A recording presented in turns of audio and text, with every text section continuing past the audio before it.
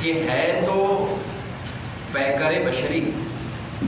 مگر دنیا میں تشریف لاتے ہیں تو اس حال میں کہ نہ آپ کی والدہ ماجدہ کو وہ جو بچوں کی پیدائش کے مراحل ہوتے ہیں نہ اس تکلیف کا احساس ہوا،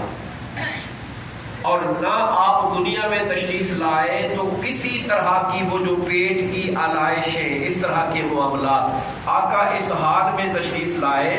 کہ سرکار دو عالم صلی اللہ علیہ وسلم اس طرح دنیا میں تشریف لائے کہ آپ کے گیسوئے مبارک سنورے ہوئے تھے، سبحان اللہ، آپ کی چشم پاک کے اندر سرما لگا ہوا تھا،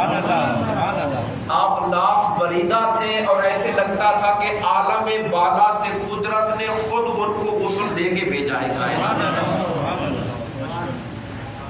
اور سرکار کو جو لطافت، یعنی اس وجود بشری کو، وجود ظاہری کو جو لطافت ملی، اس کے بہت سے پہلو ہیں، میں صرف ایک پر ابھی بات کروں گا، اور وہ پہلو یہ ہے کہ وہ پیکر بشری ہے، مگر اس پیکر بشری سے ایسی خوشبو آیا کرتی تھی کہ صحابہ کرام فرماتے ہیں مشک و عنبر میں وہ خوشبو کہاں جو بدن مصطفیٰ سے آیا صلی اللہ علیہ وسلم۔ میں چند احادیث پاک کا حوالہ دوں گا۔ حضرت عمر فاروق رضی اللہ تعالیٰ عنہ روایت فرماتے ہیں، کہتے ہیں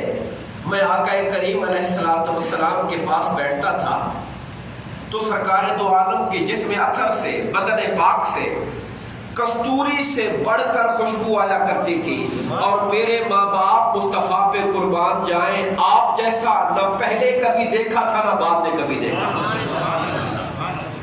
عمر فاروق کبھی کبھی یوں کہتے تھے کہ آقا آپ عرشوں کے رہنے والے تھے،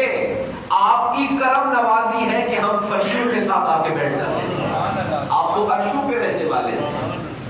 یہ تو آپ کی کرم نوازی ہے کہ ہم خطا کاروں کے ساتھ آپ آ کے تشریف فرما لیتے ہیں۔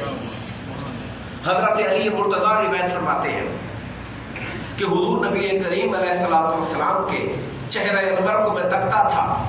چہرہ انور پر پسینے کے جو قطرے نمودار ہوتے تھے موتیوں کی طرح چمک رہے ہوتے تھے،